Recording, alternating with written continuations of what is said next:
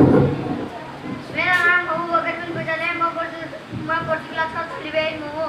वालेकुम अस्सलाम व रहमतुल्लाहि व बरकातुहू। मेरा नाम माविया इस्नान बिन शाह सलफी हूँ।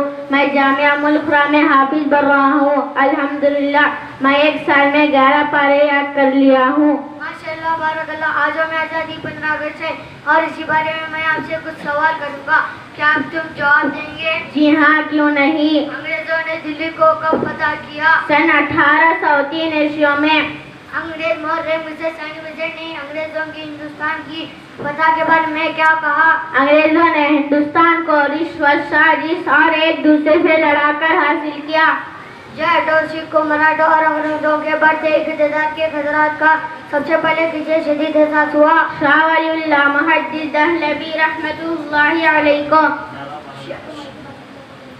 हिंदुस्तान की तमाम तहरीकात आज़ादी का सिलसिला किससे जाकर मिलता है? शाह वलीउल्लाह मुहद्दिस दहलवी रहमतुल्लाहि अलैहि के तहरीक से। शाह अब्दुल अजीज रहमतुल्लाह अलैह ने हर मुल्क वतन हिंदुस्तानी के लिए क्या चीज लाजिम करा दी? अंग्रेजों से जंग। अस्सलामु अलैकुम व रहमतुल्लाहि व बरकातुहू।